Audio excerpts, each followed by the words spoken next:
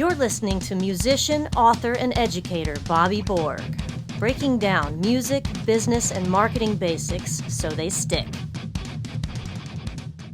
Hey everybody, my name is Bobby Borg and welcome to USC's DIY podcast studio. And the topic for my discussion today is meditation for musicians. And I'm going to break that down into three main parts. Part one, why people meditate. Part two, how it works. And part three, how it helps. I've got a great guest with me today. His name is Allen Weiss. Allen Weiss is the co-chair of Mindful USC, the author of the book Mindfulness Essentials, and a senior teacher of mindfulness meditation at Insight LA. So hey, you guys, as you know, many musicians are subjected to a lot of stress. It could be fear of failure, self-doubt, stage fright, and so much more. While many people actually turn to medication and even smoking some pot, there's another way that you can handle stress, and that is exactly what we're going to talk about today. People more and more discovering the art, the science of meditation. So this brings us to actually question number one. Allen, I want to talk to you about why people meditate. And in your book, you told me this, you told us, it was very personal. I felt you were talking to me. You told us about this really great personal story where you were undergoing a lot of anxiety and you tried a number of different things to help, but nothing quite helped like meditation. And that's really what brings you today. Here today and with all the work that you're doing today. Can you explain a little bit about why people meditate? Sure. I mean, people come to meditation for a variety of reasons. I came to it for, I guess now that I call it instrumental, meaning that they want to reduce anxiety. They want to, kind of figure out how to deal with their crazy thinking and all of the stuff that goes on. But now that I've been teaching for a long time, I see that some people really come because they just see that they want to live their life in a more balanced way. And at Insight LA, which is a Buddhist center as well as a mindfulness center, some people come because they want to live their life kind of in a more kind of a internal spiritual way. Sure. And so, but here at Mindful USC, it's mostly instrumental. I want to reduce anxiety, for right, really because students reasons. also have a lot of anxiety Because too. students who come into the university come in with anxiety and feel of failure and all of these other sorts of things. Absolutely. It's pretty intense. Yeah. And there's this, sometimes there's still a stigma around meditation. People go, ooh, get out your crystals and stuff like that. I mean, I think that's changing though, don't you? Well, I think it's changing. A lot of times when I talk about mindfulness, I get this a lot. I don't get it so much here because I teach also outside of the university. And, I always tell people what I'm trying to do is to relax their mind. Yeah, exactly. And so people don't get all weird about relaxing their body, No. And so usually what I say is like, you relax your body, nobody thinks that's woo-woo or weird. Right. I say, but if you see somebody meditating and what they're doing is relaxing their mind just to see what's going on, absolutely, people think that there's something kind of nuts about it. So it's a bias that we have. Yeah, I think anything people will else. get over it. I mean, I can tell you myself, I came to your classes and, my God, I got to get back in. Yeah, that's okay.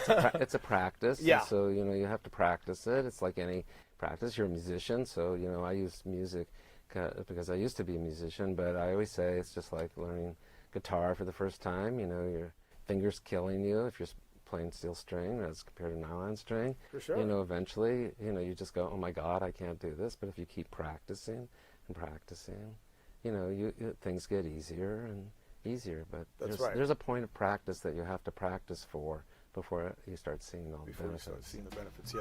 Let's move on to number two, and that is, how does meditation work?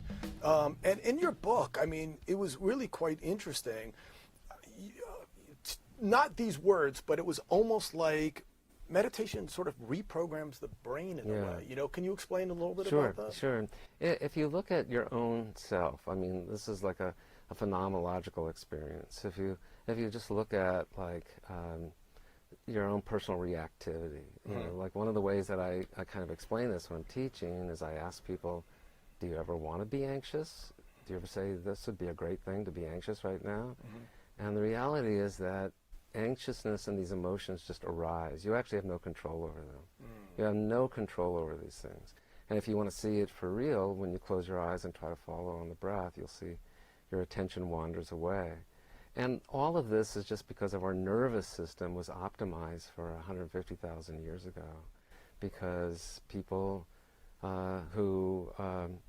people were basically programmed to be on the lookout for stuff. Predators. Otherwise they'd be getting eaten by saber-toothed tigers, and so nobody passed their genes on along to have a calm mind, because it wasn't really beneficial.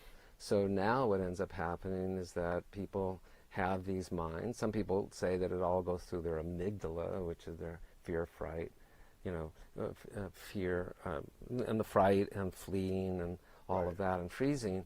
But that's one way to understand it. But what mindfulness does is kind of like balance that off by focusing the attention on just being with whatever is and doing it with a relaxed mind. So I just think of it as a balance. We're balanced in this way, and by practicing, we're just kind of changing the balance. Right. And just kind of, I didn't plan to ask this question, but something that just came up. What would you say about all the people that say, you know what, but you got to have an edge in the music business, man. You got to be ruthless. You got to be tough. I don't want to be calm and relaxed, Well, this is the problem that people have when they understand this. You can have all of those toughness. It's just that, how tough can you be when you're anxious? Good point. How tough and focused and with an edge and all that when all you're doing is having doubt and thinking, etc. So I teach a lot at the Children's Hospital. These people have to be on, they have to be there. If you want to see people who are on the edge and working and, and all of that, but that doesn't mean that they have to spend the rest of their day being totally anxious and not being able to reduce some of the stress that they've built up. Right. Okay, cool. Let's move on to number 3 now. And this is how it helps. So again, this was quite fascinating. I mean, in your book, you talked about how, this could lower blood pressure, it could improve your sleep, it can even help with weight loss as well. There's quite a lot of benefits actually to meditating, especially as it starts to take effect. Can you talk about this a little bit? Sure. There's been a lot of research on this, and so back when I started doing this in 2005, there were very few research articles on this, but the American Mindfulness Research Association, and you can go to GoAMRA and see, there was 700 papers published last year alone that really talked about the relationship between mindfulness and, say, not smoking anymore, or used in hospitals for how people actually deal with pain, and all of these other sorts of benefits. But going back to like what I said before, the reason why all this is happening is because people are just reacting. It's the reactions that people have that keeps them kind of like what the Buddha said in samsara, which is just going round and round with stress. And when you just kind of like just relax and just notice things, things take care of themselves. That's the first thing that you learn with mindfulness, is that, like I always say, if you have a crazy mind and you say, I'd really like to reduce my crazy mind, the best way to do it is just notice, wow, this is a crazy mind. And just notice it. Yeah, sure, paying attention. Yeah, because if you say, I have a crazy mind, what you're doing is actually activating it more and more and more. So people actually go the wrong way. The better way is just notice. So that's what I'm saying, is that our minds are kind of like almost twisted to go the wrong way. I always think of it as like, I used to live in the Midwest, and they always say, when you get in a car and you're on an icy road and you start to skid, don't skid away from the road. You have to skid into it. And it's so counterintuitive that people mess it up and they go slipping off the road.